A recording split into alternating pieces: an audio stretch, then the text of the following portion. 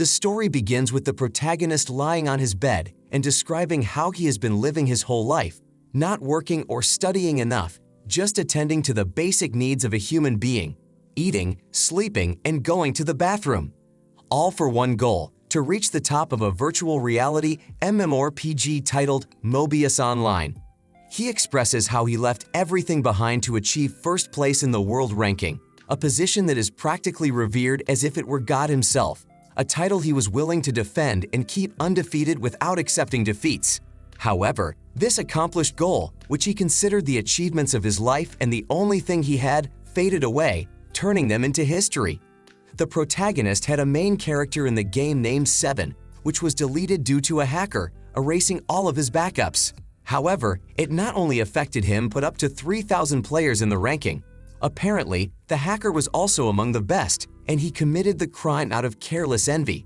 The protagonist found it incomprehensible that someone could simply, out of carelessness, end up hacking all the data of 3,000 players. Rather, it was an act done with appalling determination. The game administrators announced that it was impossible for them to restore the deleted characters of the affected players and that the only compensation was to offer a special promotion when creating a new character. The highly frustrated protagonist threw his virtual reality helmet to the ground and proceeded to vomit from nausea. It seemed that no matter how many complaints they made to the game's main office, the response would always be the same. Hopeless and without the opportunity to regain his first place, he feels he cannot stay lamenting and suffering this loss forever, so he decides to end his life. Immediately, he is transported to another world, wondering if he is in the game he had dedicated his whole life to, Mobius Online. In a confused state, he stands in front of a shop where a blonde girl is blocking the way. Out of nowhere, the girl blushes and apologizes to him, adopting a gentler attitude. Her name was Ice-chan, who was once a familiar voice to him, but he wondered if due to an update he was not aware of, Ice-chan now had new dialogues and interactions. He proceeds to call her cute, thinking that the NPC and her new behavior were undoubtedly an incredible update. Out of embarrassment, she decides to return to her shop. The protagonist self-analyzes and realizes that he is not using his main character Seven, but rather has an alternative character named Second, one which he had barely spent any time on, a mule character with zero experience. Overwhelmed by having to start over from scratch, and still believing he is connected and has the possibility of leaving the game, he realizes he cannot disconnect. In fact, there is not even a settings menu anymore. He immediately remembers and understands that he is dead, and that his life after death is Mobius Online. He argues how pathetic it sounds to himself to have as his last words before dying to want to reincarnate into a video game. To convince himself of this fact, he decides to pinch his cheek to feel pain, a typical human reaction. This test, plus the events that happen with the blonde shop girl and the absence of a settings menu, finally make him realize that he has been reborn in the world of a video game. In a burst of emotion, the protagonist kneels down and proceeds to celebrate. The euphoria is so great that he dances like a madman for an hour, forgetting everything around him. This moment, described as the happiest of his life, even more than when he became the #1 in the world ranking, is interrupted by guards who rush at him, arresting him. Apparently, the guards who rushed at him were called by Ice-chan, the blonde girl from the shop earlier, who, upon seeing the newly reincarnated celebrating and dancing like crazy, accuses him to the guards of causing disturbances right in front of her shop. He is then taken to a station of the kingdom. Here, he is interrogated by a blonde knight belonging to the Third Order of Knights of the Kingdom of Castal, which in legal terms would be like the police. The knight tells the protagonist that judging by his appearance, he is a noble and begins to bombard him with questions. He replies that he is not a noble, but in his mind, he begins to analyze the knight, who not only he finds very beautiful, but also realizes he had never seen her before in the game, so he questions if she is exclusive to this world. The knight makes it clear to the reincarnated that no matter if he is a noble, everyone is equal under the law, and those who infringe it will be judged, because that is the duty of the Third Order. He replies again that he is not a noble, but failing to provide a specific reason, the knight decides to unsheath her sword with a very threatening attitude.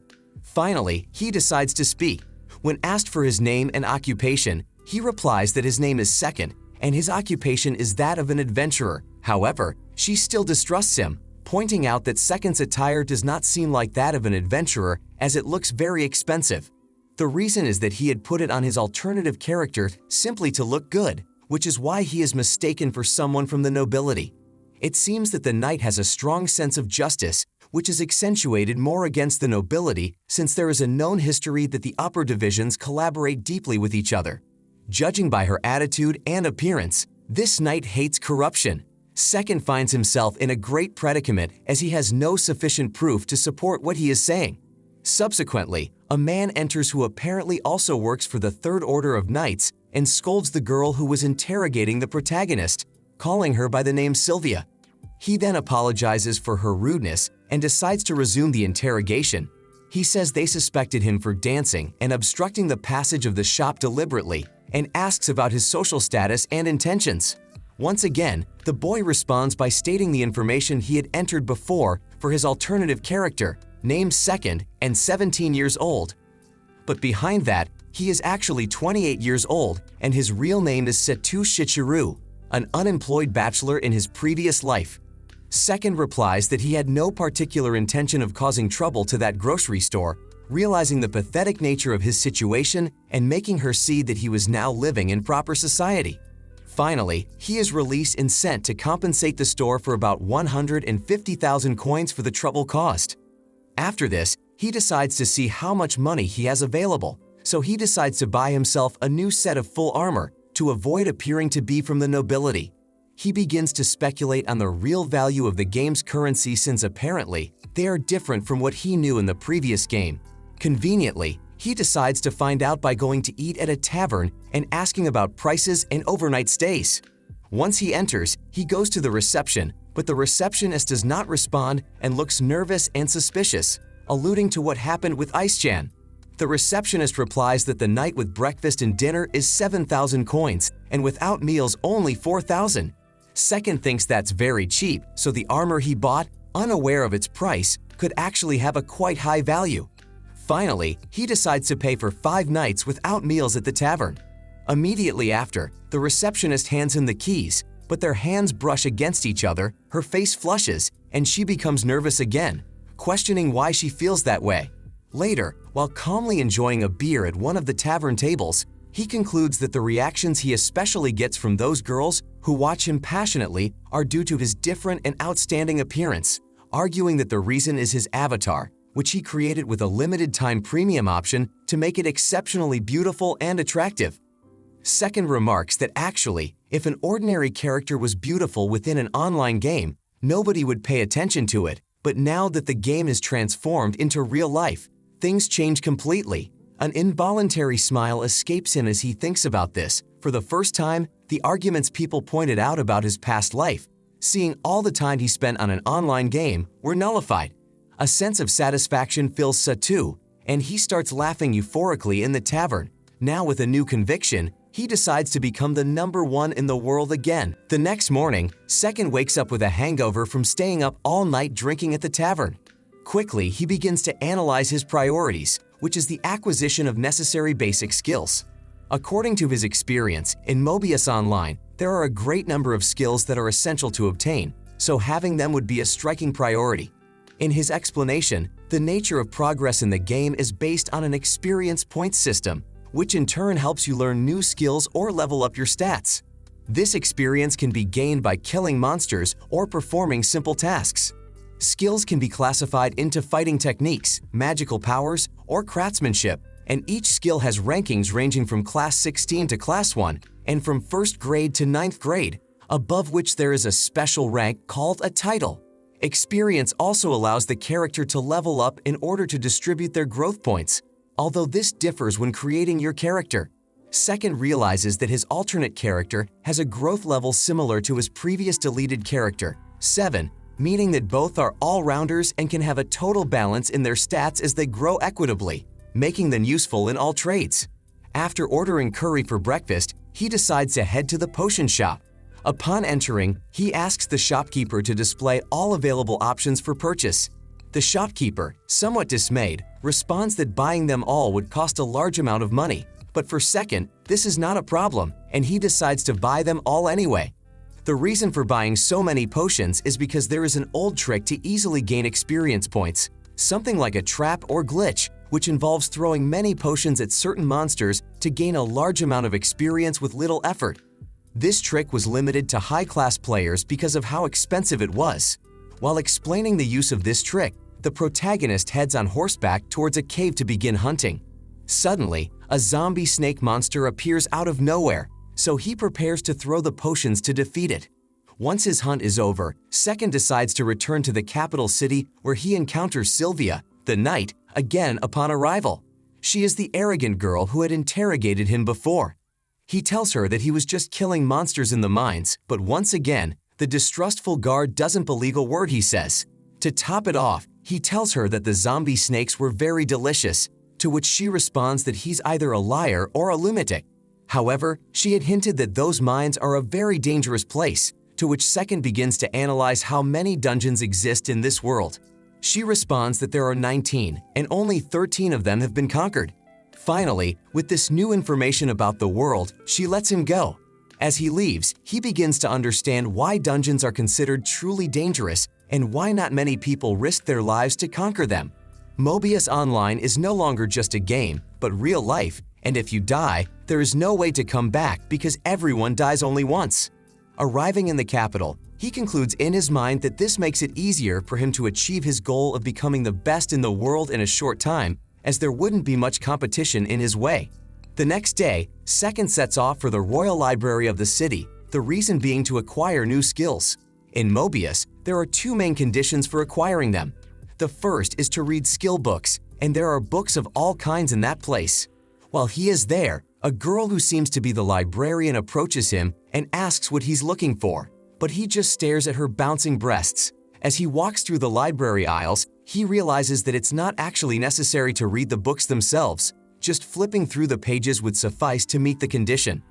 On the other hand, skills can be very varied, as there is not only the art of sorcery or swordsmanship, but also that of spearmanship, unarmed combat, and squirehood, and for each of these main skills, there are 9 types of sub-skills classified as pawn, speeder, knight, silver general, bishop, rook, promoted bishop, and promoted rook. This time, he decides to acquire the pawn and spear skills, which belong to the main skills of archery and sword. Once he is finished acquiring the skills, he closes the book and now sets out to acquire the next one, which is sorcery. For this, he explains that there are 4 basic elements: fire, water, wind, and earth, and each of them has 5 types called Oppo form, Raptor, Heart, 4th, and 5th. However, only the Oppo form ones were in that library, so he deduces that the others can be obtained at the Royal Academy of Magic or by performing difficult ranked missions. After finishing reading all the books he wanted, he decides to leave the place, but not before seeing the librarian's underwear as she bends down to pick up a couple of books from the floor by accident. After this, he starts to rearrange his plans, establishing a training order depending on his skills. For step 1, it's about gaining experience with a safe rank using a long-range class, which is provided by archery. As the second step, swordsman comes in, which can cause considerable damage and is easy to use. For step 3, sorcery comes into play, which allows for powerful magic against strong enemies. Finally, step 4 is summoning, which with the help of a limited time event ticket can have high probabilities of obtaining a rare spirit. However, summoning functions as an auxiliary skill, so it would be the last one to improve. After getting organized, Second distributes his skill points as he heads to the weapon shop to get a bow. At this point, he explains that the second and final condition for acquiring skills in Mobius is to complete skill missions, which once accepted, don't allow you to undertake any other mission until they are completed.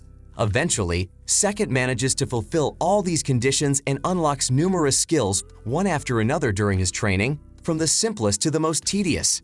Afterwards, he rests under a tree while eating something, complaining about how cumbersome the whole skill acquisition process is.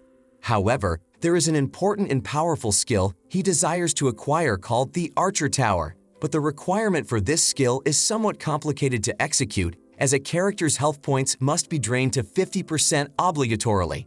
In another context, this might be easy to accomplish by simply asking a companion, but in the real world, not just anyone would be willing to risk themselves for a stranger. Lying on his bed, pondering whether to pursue this skill or not, he ultimately decides to give up, unaware that the opportunity would soon come unexpectedly. A week has passed since his reincarnation, and Second sets out to train his swordsman skills. While riding, he hears a voice shouting in the distance, which turns out to be a group of guards in danger fighting fearsome scarlet mantises. As he watches this scene, it reminds him of Mobius Online from his past life, witnessing the fear, screams, and blood of the battlefield. The protagonist begins to debate with himself whether it would be right or not to leave these human lives at risk just to fulfill a selfish objective, as he could let their lives be drained to 50% and thus meet the requirement for the Archer Tower skill. But in this world, it's no longer about players, but about people who were once like him, sharing the same feelings. He grabs his bow ready to save the lives of this group, shouting from afar for them to duck to avoid being hit by the arrow. Then, he shoots using his 5th grade Archer Lancer ability, piercing and instantly killing the Scarlet Mantis and leaving the guards astonished. After annihilating the 6 Scarlet Mantises in just 20 seconds, one of the night guards of the group turned out to be Sylvia. Astonished by the protagonist's abilities, she was reminded of the world's #1 and couldn't believe how that noble-looking guy she met at the beginning could possess such skill with a simple bow. This harshly reminds her of her past, as she was always ridiculed for lacking any talent for the sword. Even joining one of the lowest orders in the kingdom, everyone had decent sword mastery. She was always considered a nuisance who talks about justice but lacks combat strength. Even exposing the corruption of the nobility, which her superiors pressure her to do, is difficult for her. Her inspiration to be a knight dwindles further when she sees that Second is going to be recruited into an order she aspired to join since she was young, the Chivalric Order. While they talk about why he's not affiliated with a guild, he responds that it's not necessary, as there were records in Mobius proving that the Adventurers Guild was nothing more than a corrupt group controlled by the kingdom, manipulating each member's personal information. He rejects the offer, saying money doesn't concern him and he doesn't want to be tied to an organization. But the recruiter continues, saying the guild would protect him since everyone has witnessed his true power. This still seems very suspicious to him, and he rejects the offer again.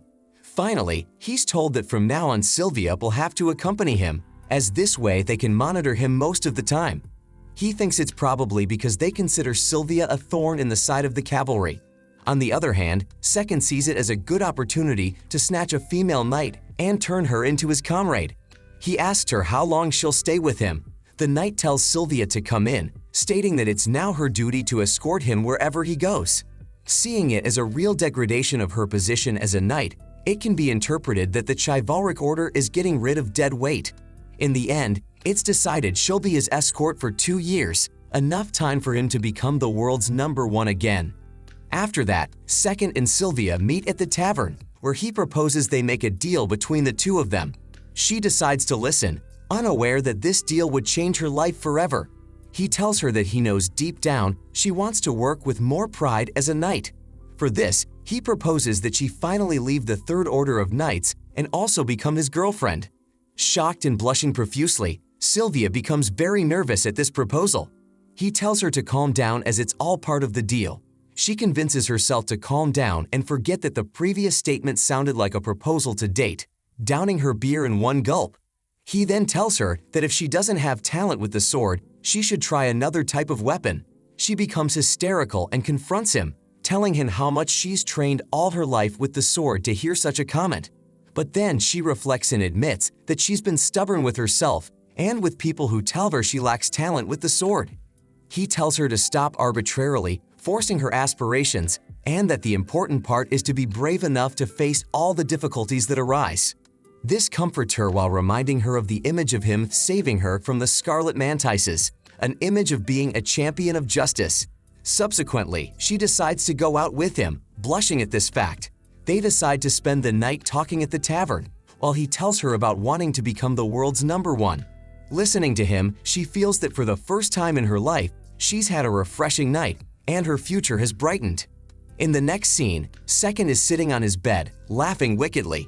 He didn't expect everything to go as planned. Getting a depressed girl drunk and then winning her heart is a dirty tactic, but in the end, he's sure it will also be for her own good.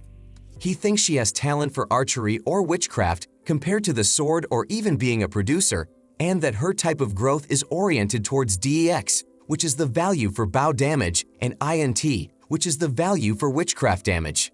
After all, having her as a comrade and breaking her ties with the chivalric order is a significant achievement. Finally, he also realizes that amidst everything that happened, he ends up learning the archery castle skill he had been waiting for.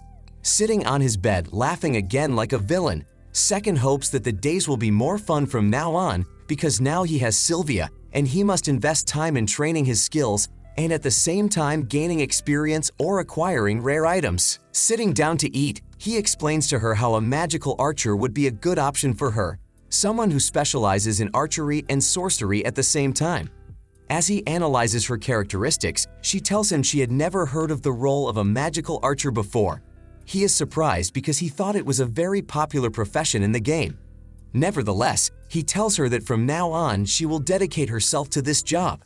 He explains that they will need to go to the library to acquire the fundamental skills of archery and sorcery, and then they will head to the forest for fencing skills. Feeling confused, she feels like she's explaining the basic fundamentals of the game to a novice. She looks at him silently, nodding, saying very well, causing him to blush a little for the first time.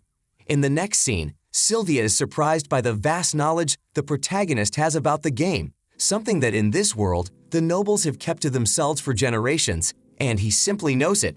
He thinks that's why most people have a low level, because knowing everything is only a privilege for the nobility. She tells him that if she uses the new skills she learned, she will be exposed by others, so she shouldn't use them in public. As they went together, she managed to learn all the necessary archery skills from the bow. Now being together, they need to collect the necessary experience points, so he transfers to her a large amount of potions to perform the DK technique, a trick to level up easily. After this, they take a break, and Second asks her if she wants to learn the castle archer technique. She barely responds yes, and they head to one of the dungeons, called Royce, which is rank 2. The ranks of these dungeons are divided into 1, which is expert, 2, intermediate, and 3, beginner. In this dungeon, there is a boss called the Flaming Wolf, which rewards a bow of great rarity. The bow is enchanted with elemental fire magic, ideal for a magical archer. Of course, going to this dungeon was killing several birds with one stone, as Sylvia can not only acquire the skill, but also obtain rare items while completing all the requirements necessary for her training. Finally delving in, they spot the wolf monsters. She, somewhat nervous, sets up her bow to shoot, managing to kill them in one shot using the skills learned before. She is surprised to have become incredibly strong, but it's not rare because Second knows it was all thanks to the DK technique, which boosted her statistics considerably.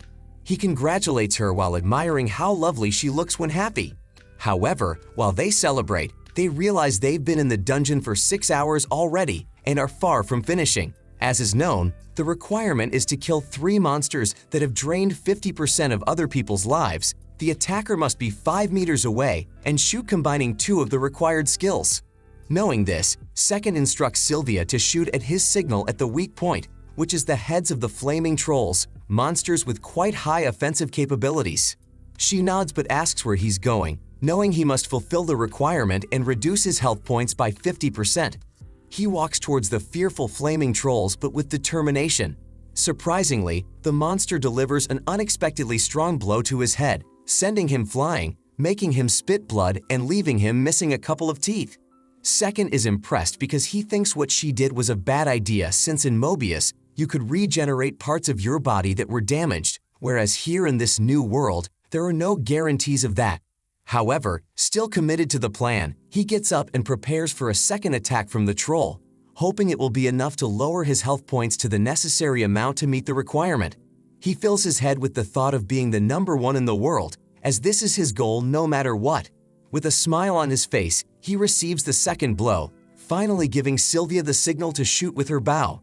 She lands the 3 shots and completes the mission, immediately heading towards him crying while scolding him. He realizes that an exciting adventure awaits him with his new character and having him by her side. The two arrive at the dungeon boss Royce's room, the Fire Wolf. He tells her that they need to stun him first, even though in the game he was considered a rather tedious boss.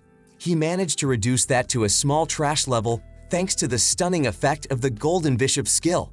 He explains the order of skills they will use to defeat the boss more easily, but she wonders if following a simple pattern will work, to which he responds that it is the safest method, and so they manage to defeat the Fire Wolf and leave the dungeon. 3 weeks later, Sylvia acquired the Archer Tower ability, and after several attempts with the boss, she managed to obtain the high-rarity Fire Wolf bow. He tells her that she should use that bow because she will now become a magical archer. Now, they have in mind to train for sorcery, but for this, they need grimoires. Second asks if she has connections with the Royal Academy of Magic, since being the second daughter of the Virginia Knight Order, she would likely benefit from it. Apparently, the most formal route to enter the academy is to be a student or a teacher, but to avoid the time it might take, they decide to infiltrate as an alternative option. She tells him that she can't help because she was abandoned by her father for not possessing any talent with the sword, and there is no way to convince him. He suggests why not show her new abilities now, but she says that her father's strict and fencing pride would despise her for abandoning the sword. He comes to the conclusion that the only thing left is to deceive her father, so he comes up with an idea. His plan was to act as a foreign aristocrat to convince her father as a deceit tactic. Surprisingly, this works better than expected, and Norsema, Sylvia's father, ends up believing the whole performance. He proposes to write a letter of recommendation for the Royal Academy, but since this could take longer, he decides to opt for a faster method, which is to be a short-term exchange student.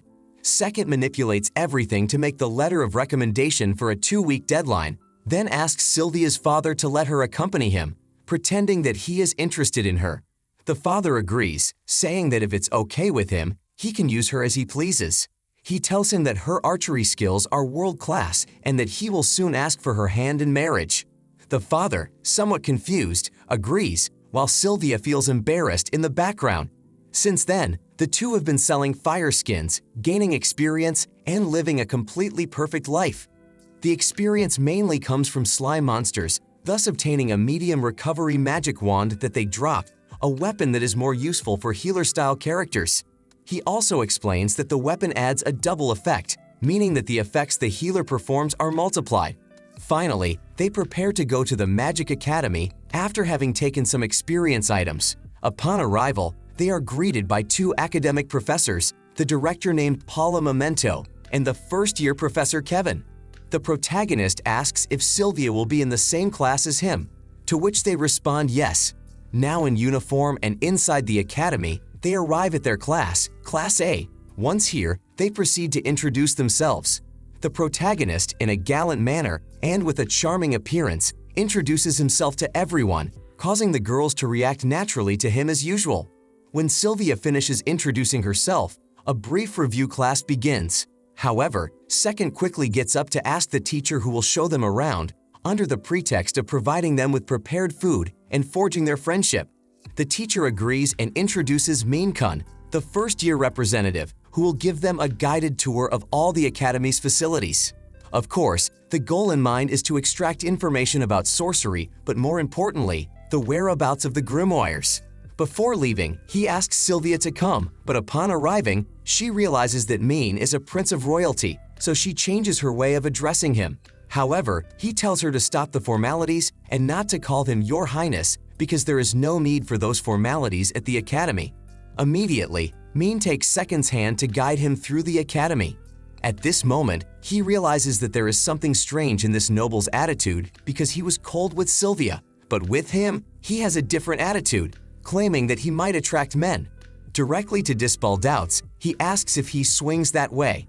Everyone is astonished by what he just asked. He says that he is completely heterosexual. In the midst of the affair, something bumps behind him, apparently a small person with ears and a tail. When he turns around, he doesn't see anyone, but in the distance, the little person watches him from afar, admiring how handsome he is. Switching scenes, the protagonist and Sylvia have an encounter with Mean, who reveals that he appreciates the honesty regarding their different statuses, as everyone sees him as the second prince, and no one addresses him for who he really is except his mother. Second, with a playful yet tough attitude, says something impolite, but Mean points out that he appreciates their straightforwardness despite knowing he is a prince. He then reveals information about the grimoires, which can be obtained even in heart form with the permission of the library's chief to take them. The fourth form is also available, but already safeguarded in the royal palace. At the end of the tour, it's already too late to enter the library, so they decide to go tomorrow, instructing Silly to learn fire magic for her training as a magical archer.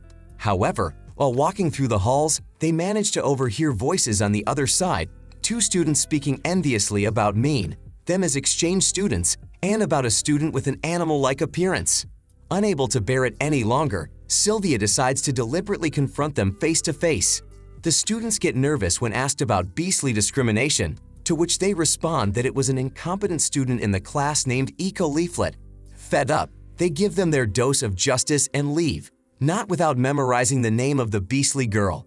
The next day, they proceed to read spellbooks together to acquire skills. They learn them so quickly that Sylvia asks if they know any secret or trick to learning. However, this reminds them with annoyance of their times in the game when they were number one, as numerous beginners came to them with questions on how to become stronger or level up faster, among others. This disgusts them as they believe these were purely selfish motives. But they think that in Sylvia's case, her intentions are good and genuine for learning, so they find it comforting. In the end, they understand that it is an intimate exchange between human beings and not a causal relationship of internet humans as in the past. Second feels a newfound sense of power in teaching her. She looks at them and blushes as she prepares to learn, but with so many absurd concepts, she thinks this phase of learning from the grimoires could be very difficult for her. At that moment, they remember how much studying the game terminologies took, which honestly had no productive function in real life, but now in this world, that knowledge is a powerful weapon. After that, they decide to return from the library. In the halls, a beastly girl with a very energetic attitude appears, the same as before, telling them directly that they are very handsome. She introduces herself as Eco Leaflet, and in their mind, they think she seems quite harmless. But being the girl everyone gossips about, they ask if she is having any kind of problem at the academy. She says not really, so they decide to offer her their help whenever she needs it. Later, they realize that carrying so many books back and forth, she is the errand girl, and they offer her help again to carry them, as they ultimately head in the same direction. But Eco responds that she doesn't really need their help, but rather wants to do it alone so she can be more useful to others. After these words, she leaves to continue her errand, but not without leaving a cold emotion along with a painful memory in seconds past. In their previous life, they thought that just like her, they couldn't be of enough use to others, no matter how much they dedicated themselves to an online game. It didn't matter to be number one. They were still a boy without value or hope who, seeing that everything was taken from them, decided to die in despair. After this moment of reflection, they decide to share that pain with little Eco, so they commit to helping her no matter what, lying on their bed thinking of how to intervene.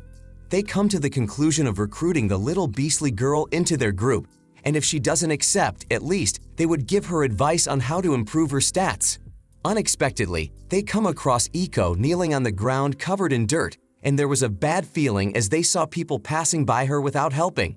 They ask her what happened, but she immediately denies their help, shouting at them that she's fine and not to talk to her, seeing her in a scene of desperation once again reminding them of their past. The reason why she was dirty and covered in mud was that she offered her help to some students to carry a few bags of mud, unaware that they were going to throw them at her after calling her stupid. While fleeing from Sylvia and Second, they corner her in an alley while she screams for them to stay away. They try to calm her down, saying they only want to offer their honest help. As they pursue her, he realizes at that moment that the little beast girl may have good stamina, be strong, but probably have low magical power. Analyzing the situation, the protagonist decides to do something unprecedented and decides to draw his sword, reassuring them not to be scared. He immediately cuts his left arm with the sword, leaving everyone shocked. Confidently, he thinks that Eco is of the paladin class and therefore would have virtues for regenerative magic. So he takes out a regenerative magic wand they obtained by killing slimes and asks her to heal him with it, deducing that since she has paladin growth, then the healing bonus will be such that it will even regenerate mutilated body parts. While screaming in pain, he tells Eco to hurry, but she continues to doubt whether she can do it. He tells her to stop doubting herself and trust that she can be useful. While Iko holds the wand, a light emerges, and she immediately screams healing and miraculously regenerates his arm. He faints from blood loss, but he manages to realize that his deductions were correct and that Iko has paladin traits. The paladin class is very useful in various groups as they serve as the team's tank while also being able to use recovery magic to heal their hit points, almost like a wall. This is as long as they don't run out of mana points. With all this in mind, he understands that with her in the team, he can assemble a vanguard, middle, and rear guard team that will allow him to continue climbing to become the #1 in the world. Lying on a resting bed, Second sees Sylvia taking care of him. After all, he realizes she's a good girl despite taking advantage of his situation. He sighs, acknowledging her kindness. Iko quickly arrives, asking how he was and apologizing, but he seizes the opportunity to suggest she quits witchcraft and the Royal Academy and travels with him. Iko, with a worried look, seems to be hiding something. She finally reveals she can't leave the academy because the beast villagers who enlisted her have their hopes pinned on her. The reason being, everyone sees her as the village's talent, and in the future, she could benefit the village's condition. However, he tells her she doesn't need to stay studying to become a royal court mage when she has by her side the one who will be the world's #1. It's more than enough. While jokingly convincing her about her future, if she decides to join him on his journey, she ultimately decides to accompany him, becoming his new ally. The trio finds themselves in the office of the headmistress of the Royal Academy, requesting permission for Iko to leave the academy and embark on a journey with the group. Second uses his status as a foreign noble to argue that in his homeland, beast-human hybrids are treated with hospitality, and seeing the discrimination Iko faced would reflect poorly on the institution. As they leave, they encounter Mean, who informs them that he's already aware of recruiting the young demi-beast as an assistant, praising her as an excellent recovery mage. The protagonist rudely remarks on the academy's failure to appreciate her, prompting Main to laugh and commend Second's direct attitude, which Second misinterprets as strange, almost calling him gay before Sylvia interrupts him. Without much delay, Professor Kevin arrives, announcing that the verdict has been approved, and Iko will now be their assistant without any objections. He believes that she won't suffer further harassment by being by their side and personally vows revenge against those who harmed her. However, he realizes Iko wouldn't want that, as just being by her side is enough, now that she's their companion. A week has passed, and now the group must continue with the mission of training Sylvia's sorcery, which she finally perfects, mastering the fire element and the raptor form of magic in just 3 days, even learning the new curl form. Thanks to her efforts, they decide to take some relaxation time, spending leisurely days together during the remaining time as exchange students. It's also important to get on Main's good side, as it grants them access to the 4th Form Grimoire, located in the Royal Palace. 4th Form Grimoires have a 10% chance of appearing in the first-ranked dungeon, Aljin, but they must earn Main's trust to request access to the palace when needed. On the other hand, Iko's intelligence is limited in terms of INT, preventing her from executing sorcery, but she's not unintelligent, having learned to read the terms of the grimoire for the raptor form of air and the earth element. She hands them a leaflet advertising a magical convention, determinedly stating they will participate, especially since the reward is an execution ring. The pursuit ring is described as an accessory with a deceiving name but extremely powerful. It has a 10% chance effect to launch a double attack. The main value lies in forging this accessory, which can multiply its effect up to 25%. That's why you should get it at all costs, even if the price in that world is unknown.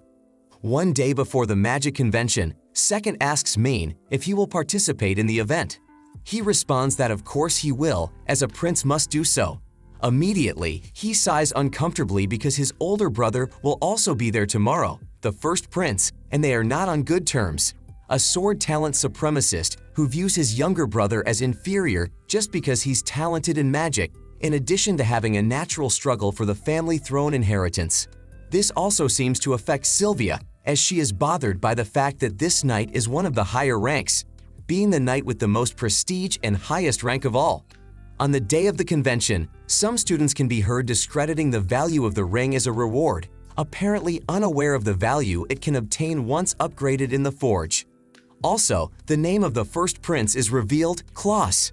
The event is organized as an exhibition tournament, with a total of 7 participants, very similar to the real competition, but without any deaths involved. Previously in Mobius Online, there was a PvP mode where players faced each other to measure their strengths. The loss of health points was all virtualized, so if your health bar reached 0, the competition ended and everything returned to normal. However, many players were fascinated by the freedom of the rules and started creating different ones to modify the duels. In this way, they could create interesting competitions, becoming quite popular. As the name indicated, the only rule in this competition was to use magic attacks, although he finds this rule absurd. Knowing what to do, the protagonist starts his participation in the event, sponsoring the third encounter against a student from Class F. As the match begins, a circle with a radius of 50 meters is activated, serving as a boundary between the participants, and if crossed, they are automatically disqualified. The battle begins, and the opponent named Dean starts preparing a wind-type magical attack using the raptor form. The Oppo form is a regular attack, the raptor form is a ranged attack, the coral form executes a very powerful attack. On the other hand, the fourth form is just a very powerful ranged attack, while the last form, that is the fifth, executes a devastating attack of great power. The activation time ranges from the slowest, which is the Oppo, to the last one, which barely has activation time, the fifth form. However, if the user who is activating the magic is hit while they have not finished yet, the magic will break. So in a competition, using slow activations is useless and easy to counter. Second, thinking he is being taken lightly, prepares to attack, performs a simple Oppo wind attack. This way he can counter by canceling his long-range wind attack smoothly and thus counterattack faster. Then he charges at him asking how he wants to die, causing the opponent to mentally panic at his words, then decides to unleash his coral ability of the fire element, a very powerful attack increased by 300% by the value of his INT statistic. The attack explodes directly against the opponent, leaving him completely knocked out and out of combat, winning the match and advancing to the semifinals. After being praised by Iko and Sylvia, telling him not to overdo it with his power, the second match arrives, this time against a fourth-year student from Class A named Keith. The winner will face the second Prince Mean. Once the signal is given, the duel begins. Both activate the Oppo form of wind to start the attack. Second realizes that this opponent is smarter in his movements than the previous one. However, the main reason why he thought the competition rule was absurd happens, as both keep throwing simple magic attacks and canceling each other out, reaching a tedious loop. After a while, he tells Keith to surrender because he is the number one and will end him anyway. But he reveals his true intentions. Apparently, he leaked information for political reasons and thus let himself be defeated in the final by Mean. But this was not enough to convince the protagonist, who disliked the simple fact of following orders, to let himself be defeated. With a smile on his face, he decides to end the match by taking out a bow. To the confusion of everyone, he uses the bow to launch a powerful fire attack, telling Sylvia sitting in the audience to watch carefully. Skillfully, he uses magical archery, which doesn't need an arrow as the shot is pure magic imbued in the form of a projectile, so it's entirely valid. Keith, with nothing to do, is hit by the attack, causing him harm. This demonstrates that the rule of only using magic in the competition is senseless because they can resort to methods to evade it, just as Prince Klaus is expected to do in his match. Finally, he employs an attack combined with earth magic that completely incapacitates his opponent and wins the match. As he's applauded by the crowd, Prince Klaus, who observed the bout, sparks great interest in Second because he can create magical combinations, saying he found a rare gem in the academy. Despite Keith warning him that he's a powerful foe, Second insists he won't resist when asked to hire him. The imminent final arrives. Mean expresses surprise at Second's strength and now likes him even more.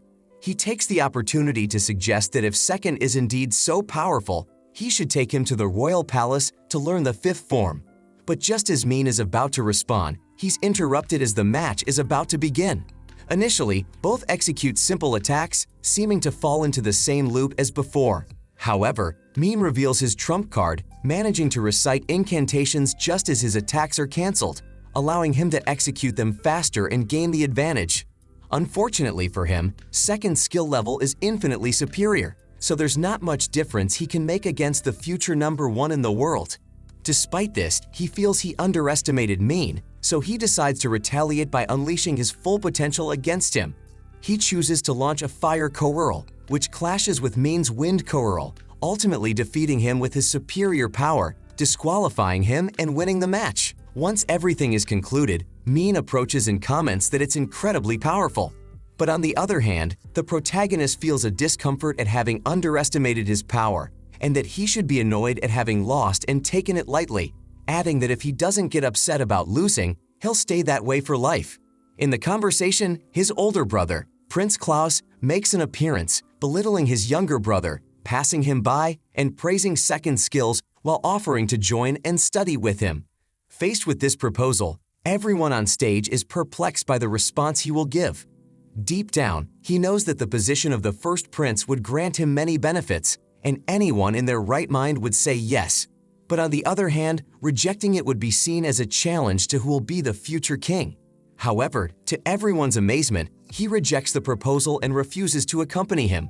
Klaus's face changed, unable to believe what he heard, but the reason is that the first prince can no longer meddle with his younger brother, and there is a contract between the two to go to the royal palace together. So he also excuses himself, stating that breaking his word would be a matter of bad etiquette. Prince Klaus, evidently annoyed, tells him okay and to show his devotion to his younger brother from now on.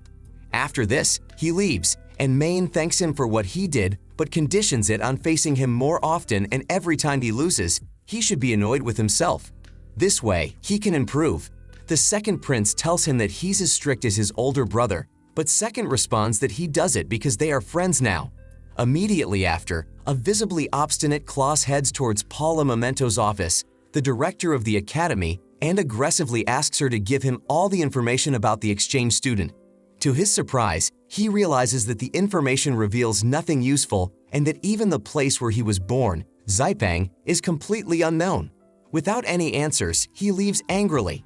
The director is surprised by how hysterical he is and says he should inquire a little more about the foreign student. After the event culminated, they received the reward of the pursuit ring and left the academy behind, thus completing the goal of acquiring magic for now, with only learning the fourth and fifth forms of sorcery left for the future.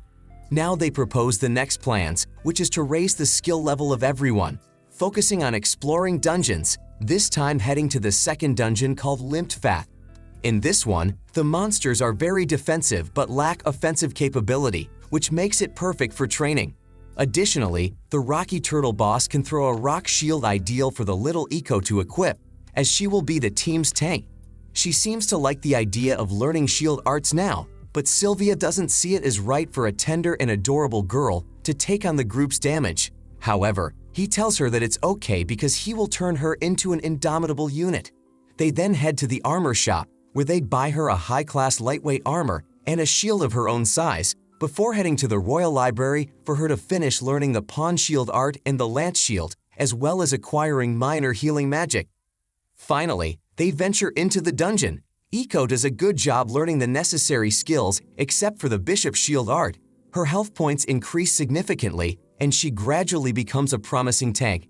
Finally, they advance to the final boss room, the Rocky Turtle, a monster with very high defense. He signals to the little beast girl to defeat the boss in a matter of minutes, so with a look of certainty in herself, she says she can. The requirement to learn the skill is that the user must protect themselves from 100 consecutive attacks from the boss without losing any health points. She listens to the instructions to repel and defend against the attacks, but fails the first attempt, so she heals herself with recovery magic to try again. Eventually, after 2 hours, Eco finally successfully acquires the Bishop Shield art. Once reunited, Second asks Sylvia if it's time for her to learn archery magic. She hesitates but eventually agrees to do it, so they will work on it today. Meanwhile, the energetic Eco asks what about her because she's excited, and Second tells her to focus on defeating the turtle boss to get that rocky shell shield. Seeing her excitement, she thinks that despite having cat ears and tail, she has the attitude of a puppy inside. The group prepares to train. Sylvia needs to complete a mission to be able to use magic archery, and Eco starts using her new skill to get used to it. At that moment, she realizes that she can finally be useful and cries with emotion. With the combined art of archery magic, she can finally use the fire coeurl, so she tells her to use it against a monster. It sees that it's strong enough to be used in combat, but wants it to be even stronger, wanting it to give its best.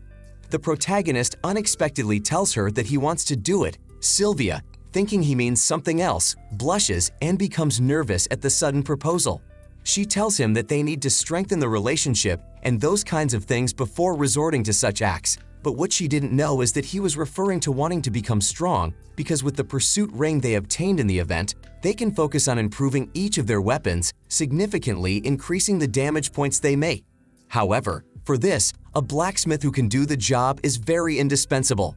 To fulfill this, there are 4 ways to get a blacksmith. First, form a team in the Adventurers Guild and recruit someone with that profession. The second, look for all the people who have skills or potential to become blacksmiths and invite them to the group. The third is to try to recruit an active blacksmith and get them to leave their workplace to join the group, which is very unthinkable as none would risk doing so. And the fourth is to buy a slave.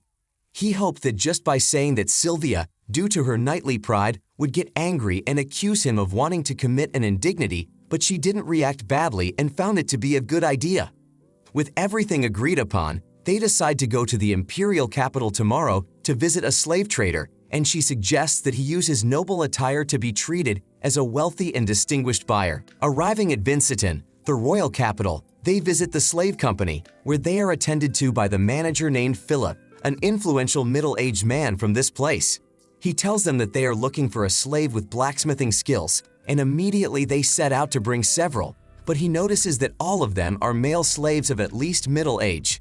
After evaluating their conditions, he can't quite decide. However, he thinks he needs someone with superior stats because at the end of the day, they will be the forger of the weapons for the future new #1 in the world. Mr. Philip apologizes for not meeting their selection needs, so he says he will bring in the criminal slaves. He needs to go and see them properly in the chambers where they reside. He tells Sylvia and Iko to wait while he goes to check. Out of the 30 that were there was only one with blacksmithing aptitude, but he refused. Regretting not being able to meet his expectations, the seller says the least he can do is show him a cell that apparently was securely locked. Upon opening the door, he finds a beautiful dark-skinned elf woman, attractive in appearance. She was nothing more than a former assassin who served a previous duchess but was incarcerated instead of being executed when the duchess died. Mr. Philip explains that by giving her a zero hostility clause in her contract for the kingdom, and because of her appearance as a dark elf, apparently no one has wanted to buy her. Second wonders if not being able to attack is a terrible restriction, but with the body she has, he thought her demand would be high. He understands that in this kingdom, there is a certain discrimination not only against beast humans, but also against dark elves. Upon opening the hatch, he starts to check her stats and realizes her extremely high stats in DEX, strength, and intelligence. He mentions the rumor that dark elves are skilled with the sword, bow, and even magic. He comes to the conclusion that she has the aptitudes to be a blacksmith, so without further ado, he asks for the price to take her.